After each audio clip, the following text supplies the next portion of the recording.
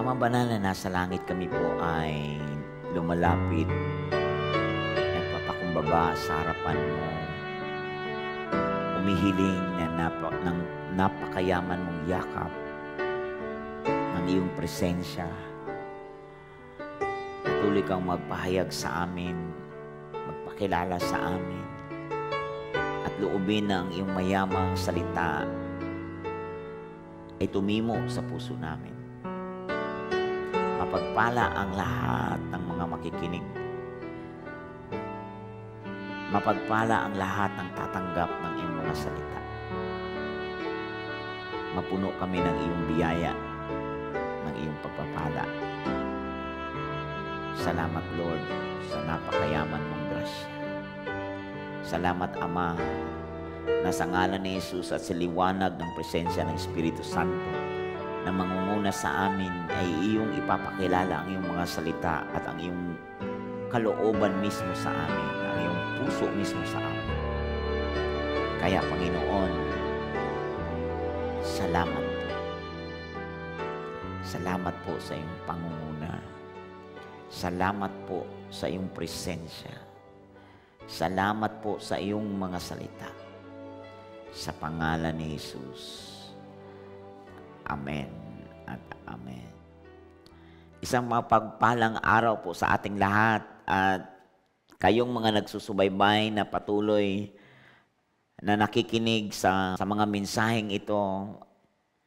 Ito yung panahon na kailangan suriin natin ang ating puso. Ito yung panahon na kailangan tutukan natin ang ating puso, alagaan natin at bantayan ang ating puso. Kahit pumasok ka sa medical science, magpa-doktor ka, ang unang tatanungin sa iyo o titingnan sa iyo, kumusta ang puso mo? Gustong tingnan ang puso mo at ang iyong dugo. Sapagkat ang puso ang pinakasentro ng lahat. Maging sa Matthew chapter 15, sinasabi doon na ang salita ng Diyos ay ganito sa verse 17, kasi ang puso natin ang pinakabukal, pinakapinagmulan. Sa puso natin, siya yung pinaka-source na talagang umaandar para mag-pump ng dugo. Yan ang sa medical. Sa Bible din naman, ang puso din ang sentro ng hinahanap ng Panginoon sa atin.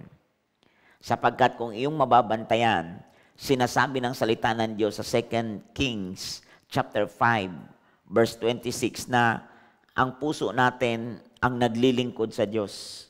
Ang meaning ng puso ay espiritu. Kasi tinanong ni Elisha si Gehazi kung nasaan siya. Ang sabi ni Gehazi sa kanya, I did not go nowhere. Hindi ako pumunta kahit saan. Ang tanong ni Elisha, did not my heart go with you? Ang Bible nagsabi, did not my heart go with you? Di mo ba alam na kasama mo ang puso ko, kasama mo ang espiritu ko? Kasi ang puso di naglalakad. Kaya ang meaning ng puso sa Bible means spirit. Kaya kung maibabantayan natin, sabi ni Pablo, doon sa Romans chapter 1 verse 9, I serve God in my spirit. Pinaglilingkuran ko ang Diyos sa aking espiritu. Kaya puso po talaga, mga kapatid, ang iniingatan at dapat bantayan, alagaan. Kaya minsan, pag may nagpuna sa iyo, ang unang tatanungin sa iyo, kumusta na puso mo? Kaya puso po talaga, kung doktor nagtatanong kung anong kalagayan ng puso at dugo mo, ang Diyos din tinitingnan ano ang kalagayan ng puso.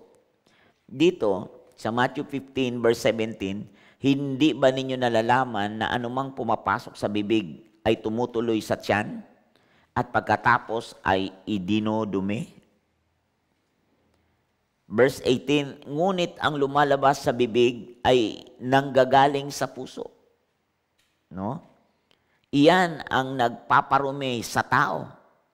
Sa verse 19, sapagkat sa puso nanggagaling Sa puso nanggagaling ang masasamang kaisipan, pagpatay, pangangalunya, pakikiapid, pagnanakaw, pagiging saksi para sa kasinungalingan, at paninirang puri. Sa puso galing yan, sabi ng salita ng Diyos. Sa verse 20, iyan ang nagpaparumi sa tao sa paningin ng Diyos. Hindi nagiging marumi ang isang tao kung siya man ay kumain ng hindi muna naguhugas ng kamay sa paraang naaayon sa minanang katuruan. So hindi doon sa ating mga ginagawa sa labas, external. Hindi yung panglabas, kundi kung ano ang nangyayari sa panloob. Kaya ang Diyos ay interesado sa ating pagkataong panloob na maporma yan hanggang mabuo ang wangis ni Kristo Jesus sa ating mga buhay. Yan po ang hinahanap ng Diyos. Yan po ang pinaka-heartbeat ng Panginoon. Kaya kung yan ang heartbeat ng Panginoon, napakahalaga na mabantayan natin ang ating puso. Napakahalaga na atin pong talagang punuin ng salita ng Diyos ang ating puso. Sapagkat sa puso natin, nanggagaling ang lahat ng yan. Kaya nga, yan ang bukal ng pagpapala. Diyan din nagbubukal ang sumpa. Kaya depende kung sino ang iyong pinaniniwalaan ka, iyon ka maging. Depende kung kanino mo nilagak ang buhay mo, yun ang iyong maging Panginoon. Yun din ang maging resulta ng buhay mo. Kaya kung ang Panginoong Yesus ang iyong pinaglalagakan at pinagtitiwalaan, tiyak makakahati ka sa karangalang tinanggap niya. Tiyak ikaw ay mabubuhay din muling kasama niya. Tiyak na ikaw ay ibabangon anuman ang kalagayan mo. Tiyak na ikaw ay gagaling kung mayroon ka mang karamdaman. Tiyak ikaw ay dadalhin sa liwanag kung ikaw man ay nasa gitna ng kadiliman. Kaya napakahalaga na ang puso ay alagaan at bantayan. Napakahalaga mga kapatid, sapagkat kung iyong mababantayan, dito sa Bible, marami pong pangyayari sa Bible na kung saan na ang puso talaga ang pinaka-issue ng lahat. Kung inyong maalala, si King Solomon, no? Kung inyong maalala si King Solomon, itong taong ito dumating sa kanyang, kumbaga, pagpihit ng panahon. Biglang nabago ang atmosphere sa buhay niya. Ito yung kanyang turning point sa buhay niya na nung iniwanan niya ang kanyang pag-ibig, unang pag-ibig sa Diyos, at hinayaan niya ang kanyang pag-ibig ay ipaling sa iba. At kung inyong mababantayan, si Solomon ay meron pong grabing karanasan sa Diyos. Pero wala pong naitulong ang kanyang karanasan. Wala pong naitulong kasi ang problema ay hindi po yung kanyang karanasan ng nakaraan, kundi ang problema ay ang kanyang puso ay naipaling sa iba. Ang kanyang puso ay hindi na ituon doon sa pinapagawa ng Panginoon. Kaya kung inyong mababantayan sa 1 King chapter 11, verse 2, kung ating mababantayan doon sa Bible, sa 1 King chapter 11, dito sa verse 1, umibig si Solomon sa maraming dayuhang babae. Bukod pa sa anak ni Paraon, nag-asawa siya ng mga babaeng Moabita, Amonita, Edomita, Sidonio, at Hetio. Ipinagbabawal ni Yahweh sa mga Israelita ang mag-asawa sa mga banyaga. Huwag kayong mag-aasawa sa mga lahing iyan sapagkat tiyak na ililigaw niya kayo at hihikayating sumamba sa kanilang mga Diyos-Diyosan, sabi ni Yahweh. Ngunit nahulog ang loob ni Solomon sa mga babaeng ito. Ang mga asawa niyang mula sa lipi ng mga hari ay 700 at ang kanya namang mga asawang lingkod ay 300. Nang matanda na si Solomon, nahikayat siya ng mga ito na sumamba sa kanilang mga Diyos-Diyosan. Hindi siya nanatiling tapat kay Yahweh. Hindi niya sinundan ang halimbawa ni David sa kanyang ama, no? Na kanyang ama. Hindi niya sinundan ang halimbawa ni David na kanyang ama. Sumamba si Solomon kay Astarte. ang diyosa ng mga Sidonio, at kay Milcom, ang karumaldumal na Diyos ng mga Amonita. Gumawa nga ng kasamaan si Solomon laban kay Yahweh, at hindi niya sinundan ang halimbawa ng kanyang amang si David, na buong katapatang naglingkod kay Yahweh. Sa burol na nasa silangan ng Jerusalem, ay nagtayo si Solomon ng sambahan para kay Simos, ang karumaldumal na Diyos ng Moab, at para kay Molek, ang kasuklam-suklam na Diyos ng mga Amonita. Ipinapagawa niya ng kanya-kanyang mga altar ang mga Diyos-Diyosan ng lahat niyang asawang dayuhan, at ang mga ito'y nagsunog doon ng insenso at naghain ng mga handog. Nagalit si Yahweh kay Solomon dahil sa ginawa niyang ito. 2 beses na nagpakita sa kanya si Yahweh. At pinagbawalan siyang maglingkod sa mga Diyos-Diyosan. Ngunit hindi niya sinunod si Yahweh. Kaya nga sinabi nito sa kanya, dahil sumira ka sa ating kasunduan at sinuway mo ang aking mga utos, aalisin ko sa iyo ang kaharian at ibibigay ko sa isang lingkod mo. Ngunit alang-alang kay David na iyong ama, hindi ko gagawin ito sa panahon ng paghahari mo, kundi sa panahon ng paghahari ng iyong anak. Isang lipi lamang ang ititira ko sa kanya, alang-alang kay David na aking lingkod, at ang alang-alang sa Jerusalem, ang lungsod na aking pinili. So kung inyong makikita mga kapatid na ang Diyos ay nagsasabi na huwag kang makipagpamatok, huwag kang makipag-asawa sa kanila, kasi sigurado na ang puso mo mapapaling po talaga sa kanila at mawawala ka sa akin.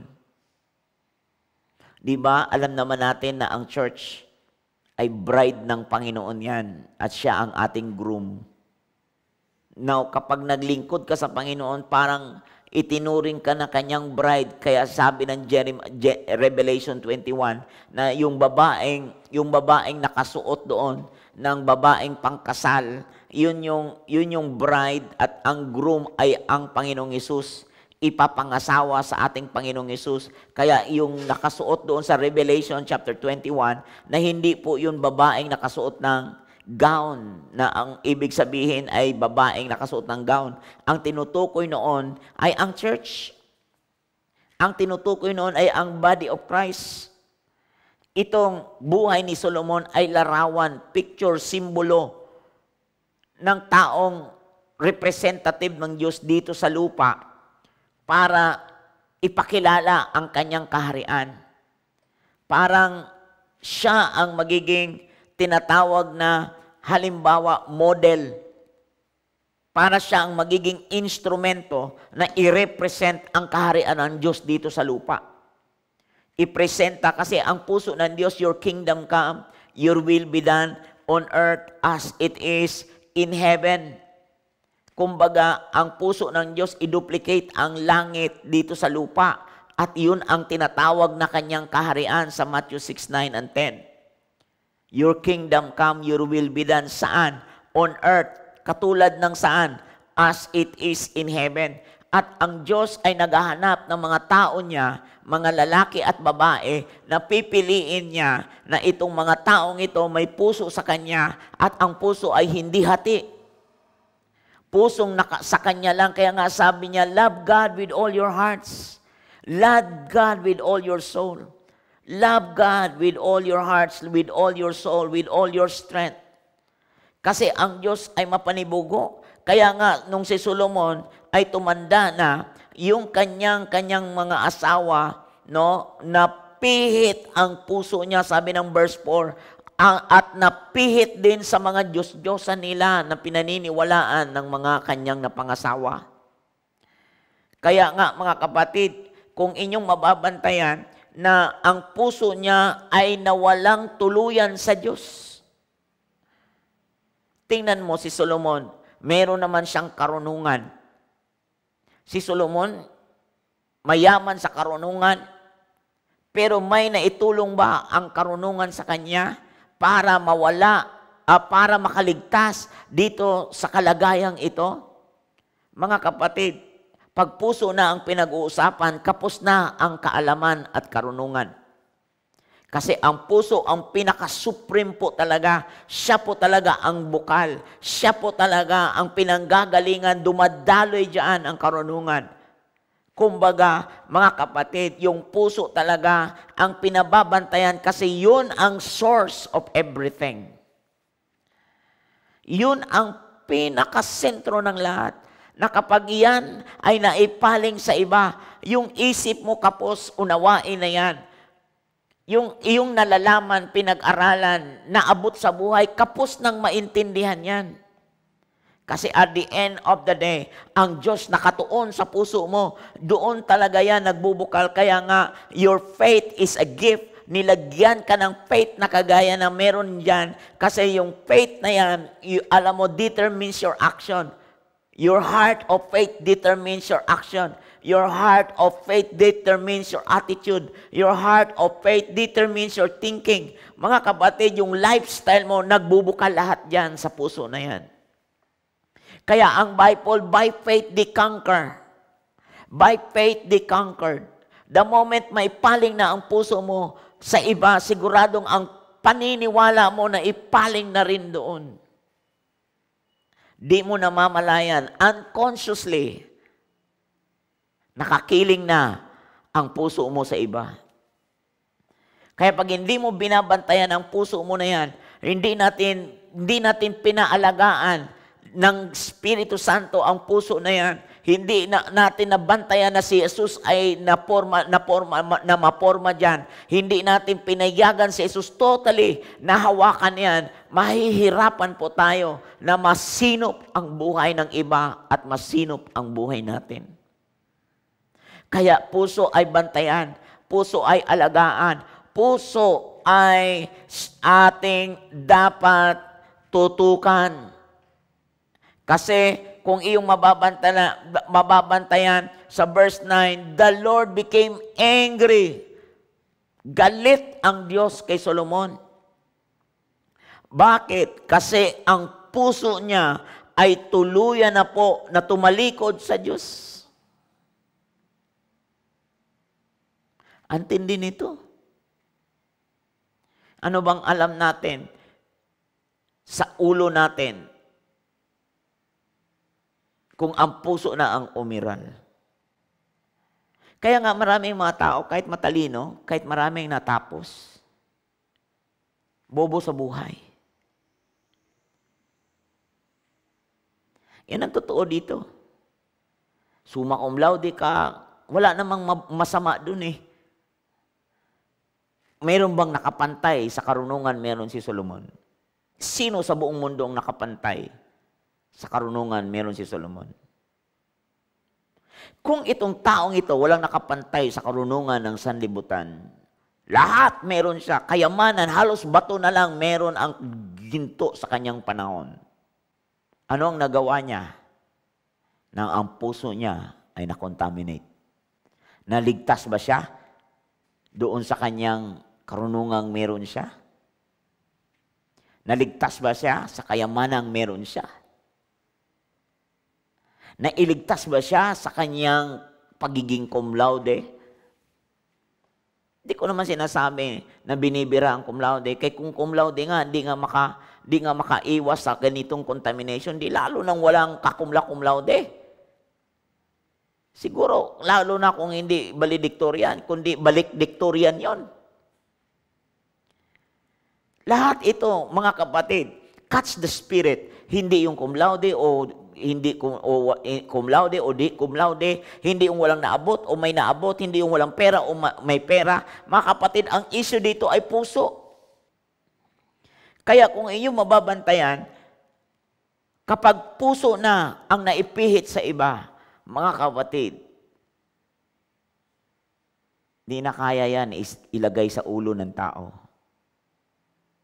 Ang kailangan na ho dyan, walang iba kundi ang Diyos. Ang kailangan na po dyan, walang iba kundi ang Panginoon. Kaya ang Bible po mga kapatid, sinasabi niya, tiyakin mo. Sabi sa Hebrew, chapter 3, sabi rito sa verse 12, mga kapatid, ingatan ninyong huwag maging masama ang sinuman sa inyo at mawala ng pananampalataya hanggang sa kanyang talikuran ang Diyos na buhay.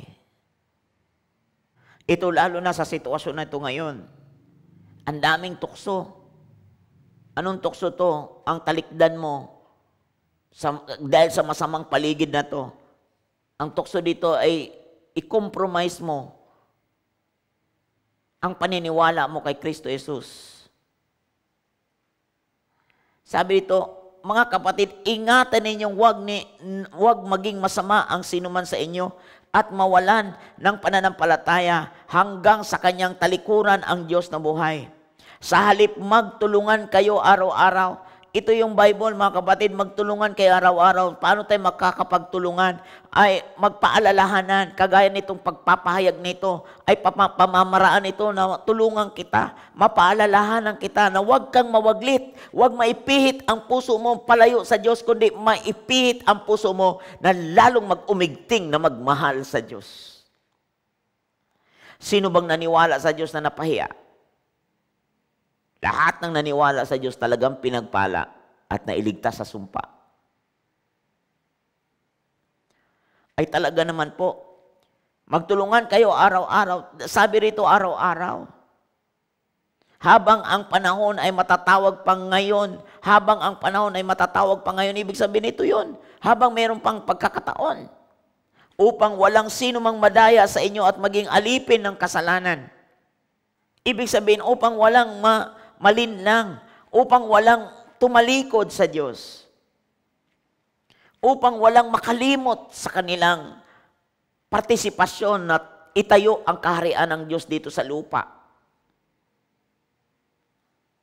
Upang di makalimot sa kanilang papel na binigay ng Diyos na dapat nilang gampanan, na dapat lakaran sa ikararangal ng pangalan ng Diyos, sa ikatataas ng pangalan ng Panginoon, sa ikaluluwalhati ng pangalan ng Panginoon, sa ikadakila ng pangalan ng Panginoon, sa ikatutuwa ng puso ng Diyos. Magtulungan kayo araw-araw habang ang panahon ay matatawag pang ngayon. Kaya nga may kantang, ngayon na aking kapatid, ang panahon ng pagbabago. Habang mayroon pa tayong mga katagang masabing ngayon na, ngayon. Kasi bukas iba na. Di na natin alam kung ano pang kasunod na mangyayari bukas. Kaya nga ang Panginoong Jesucristo, ibinigay niya ang buhay niya. At dahil sa pagkabigay ng buhay niya, para lahat tayo maimbargo, maibalik doon sa ating totoong kalalagayan na totoo, na kaisa ni Kristo Jesus, na balik tayo sa original design natin, na ang sabi doon, let us make a man in our own image. Ano po yung image sa Hebrew? Ang meaning po niyan means spirit. Hindi po itong panlabas na itsura, kundi yung spirit natin. Ang image doon, ang meaning doon ay puso. Maibalik ang pusong kagaya ng Diyos. Espiritong kagaya ng Diyos. Di man tayo maging katulad ng Diyos, kundi yung spirito meron ang Diyos. Our own image, na tayo ay maging creative, kasi ang Diyos creator. Ang creativity nilagay sa ating puso. Kaya nga, let them have dominion. Na ang ibig sabihin niyan, let them manage. Ibalik sa atin ang pagmamanage na dating management na yan ay nasa tao, na agaw ng kaaway. Nung maagaw ni Satanas yan doon sa garden, mga kapatid, nung naagaw ni Satanas yan, dumating si Kristo Jesus upang yung naagaw ni Satanas ay maimbargo at maibalik sa atin ang original design sa atin. Kaya sinasabi ng Bible, ang sabi doon, magtulungan kayo araw-araw habang ang panahon ay matatawag pang ngayon, upang walang sino mang madaya sa inyo at maging alipin. bumalik sa paging alipin ng kasalanan, walang madaya at makabalik doon, kundi makapanatili tayo kay Kristo Jesus. Makapanatili tayo sa purpose na nilagay ng Diyos sa atin. Makabalik tayo sa purpose na nilagay ng Diyos sa atin at maluwalhati natin ang Panginoon at madakila sa pinakamataas na aspeto sa buhay natin. Hallelujah. Thank you, Lord Jesus, sa buhay mo. Salamat sa ginawa mo sa krus sa Kalbaryo. Inililigtas mo kami at ililigtas mo pa kami. Salamat sa mga kapatiran. Salamat, Panginoong Yesus. Sa verse 14 ng Hebrew chapter 3, sapagkat tayong lahat ay kasama ni Kristo sa gawain. Sa gawain? Anong gawain? Gawain na maligtas ang marami. Gawain na mahabag tayo sa mga taong kinakawawa ng demonyo. Sa mga taong pinahirapan ng sumpa. Maawa tayo sa kanila. Mahabag tayo sa kanila. Yamang kasama tayo ni Kristo sa kanyang gawain. Kung mananatiling matatag hanggang sa wakas ang ating pananalig na ating ipinakita noong tayo'y unang sumampalataya. Kaya ibig sabihin, kung noon mainit ka, dapat hanggang ay mainit ka pa rin. Mainit pa rin tayo. Mag-uumigting ang ating paniniwala. Ito nga ang sinasabi sa kasulatan, kapag narinig ninyo ngayon ang tinig ng Diyos, narinig ninyo ngayon ang tinig ng Diyos, ang tinig man ng Diyos ay ako ang iyong konsensya, o ang tinig ng Diyos ay makapakinig ka lamang kung may nangangaral tungkol kay Kristo. Sa Romans 10. Kaya mayroong representative ang Diyos. May mouthpiece ang Diyos. Kaya hindi lamang sa tinapay na bubuhay ang tao, kundi sa bawat salita. Ano po yung salita na yon? Ito po yung salitang namumutawi sa bibig ng Diyos. Kaninong bibig? Bibig na ginagamit ng Diyos sa tao. Kagaya ni Noah sa kanyang panahon, ginamit siya maging bibig, representative na maging mouthpiece ng Diyos. Sa panahon ni Abraham, ginamit siya na maging mouthpiece ng Diyos. Alam niyo po mga kapatid, ito po yung panahon tulad ngayon mga kapatid, huwag patigasin kapag narinig ninyo ngayon ang tinig ng Diyos. Iyang inyong puso'y huwag patigasin. Sabi ng Hebrew 3 verse 15, ang inyong puso'y huwag patigasin. Kasi mga kapatid, may choice pa rin talaga tayo eh. Tayo ang namimili. Tayo ang nagsasabi kung Lord, o tayo rin ang namimili na ayoko Lord. O tayo rin ang namimili na Lord, I love you. Kaya kung iyong mababantayan, dito sa Bible, talagang makikita nyo po mga kapatid na ang puso natin bantayan. Tiyakin po talaga natin yan. Kasi kapag narinig natin ang puso ng Diyos, ma-imagine nyo ba na ang Diyos ay gusto niyang manahan sa iyo? Na-i-imagine nyo ba na ang Diyos interesado siya na ikaw ay kanyang panahanan? Interesado siya na ikaw ay kanyang iligtas. Sinong mag-aakala na itong Solomon na puno ng karunungan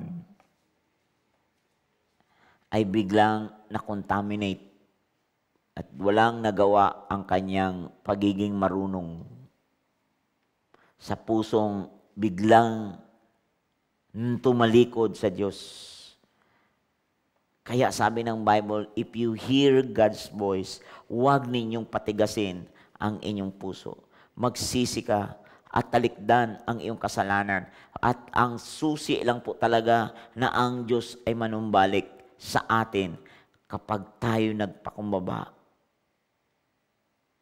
Hanapin ang Diyos. Paano natin natutukan ang puso? Ay kung tayo nagpakumbaba. Hanapin ang Diyos. Talikdan ang kasalanan. ang Diyos ay manunumbalik sa atin. Ito po talaga ang susi, mga kapatid. Kasi ang tanging paraan na ang Diyos ay manumbalik sa atin kung tayo magbabalik loob sa pamagitan ng pagsisisi. Kung magsisi tayo sa ating mga kasalanan, tapat ang Diyos na tayo ay Kanyang patawarin. Tapat ang Diyos na ang ating puso ay muli niyang ibalik, ipihit balik sa Kanya. Ipihit balik sa paglilingkod. Ipihit balik kung paano siyang maluwalhati. The moment na mangyari yan, itong COVID-19 na ito, ay wala pong puwang sa kanya-kanya nating mga buhay. Wala pong puwang sa ating bansa. Kaya sabi niya sa 2 Chronicles chapter 7, sa sandaling ang bayan na ito, magpakumbaba. Hanapin ako, talikdan ng kanilang kasalanan. Diringgin ko sila. Patatawarin ko sila. At ibabalik ko sa kanila ang katiwasayan. At hindi na muli pang mararanasan ang kawasakan. Ibabalik ko sa kanila ang kapanatagan, katiwasayan. At hindi na muli pang babalik ang virus na yan. Upang ang aking bayan ay manumbalik at sasamba sa akin, sabi ng Panginoong Hesus. Sabi ng salita ng Diyos. Alam niyo po, kung ikaw nanonood sa oras na ito, ikaw nakikinig sa oras na ito, sumabay ka sa maiksing panalangin. Sumabay ka sa ginagawa ng Diyos. Maniwala ka. Manalig ka. Sabi ng Diyos kay Solomon, hindi ko tuluyang wawasakin ito sa panahon mo, kundi sa panahon ng iyong anak. Alam mo kung anong dahilan? Dahil kay Haring David na iyong ama. Meron pa rin talagang intervention na may tao talagang ginamit doon dahil may David. Di papayag ang Diyos na wasakin si Solomon. Hindi pumayag sa panahon ni Solomon mangyari. Pero dahil na-judge na, nasintensyahan niya na, dahil si Solomon ay nagpatuloy sa kanyang kalikuan, sabi niya yung konsekwensya niyan, mangyayari ang panahon na yan sa panahon ng iyong anak. Tingnan mo, kapatid, ang Diyos po talaga ang may hawak ng sitwasyon na ito. Kaya may dahilan ang Diyos kung bakit kapag papalain, dahil nagpakumbaba tayo. Bakit tayo makapanumbalik? Bakit ang Diyos manumbalik? Sapagkat may talagang taong namagitan sa atin, walang iba kundi ang Panginoong Hesus. Namatay siya sa krus sa Kalbaryo upang mabuhay ka. Kung ikaw ay nanonood, nagsusubaybay sa mensaheng ito, inanyayahan kitang sumabay sa maiksing panalangin na may pagpapakumbaba na parang ikaw ang nananalangin. Sabihin mo, Panginoong Hesus, ako'y nagbabalik loob sa iyo. Humihingi ng tawad. Umaamin na ako'y makasalanan. Umaamin na walang magagawa na ang aking natapos, ang aking naabot sa buhay. Di ko alam ano ang aking gagawin. Subalit ngayon, nanunumbalik ako sa iyo na may pag-amin at pagsisisi ng tao sa puso. Patawarin mo ako. At naniniwala ako na si Kristo Jesus ay alay, dakilang alay upang ako'y palayain, patawarin. Linisin mo ako, Panginoon. Hugasan mo ako. ang banal na dugo ni Kristo Jesus na binubo sa krus upang tubusin ako. Panginoon, maghari ka sa buhay ko. Ikaw na ang hari at Panginoon sa puso ko. Panginoon, salamat sa kaligtasan. Salamat sa katiyakan na ako'y ililigtas mo at ibabalik sa dati kong kalugaran na ang lugar na ito'y lugar na nasa piling mo. Purihin ka at sambahin ako sa pangalan ni Jesus. Salamat, Panginoon. In Jesus' name. Amen. Mga kapatid, yan po ang mensahe ng Diyos. Pagpalain tayo naman ng Panginoon. Ito po si Pastor Don Campo ng Glory Christian Center para niya.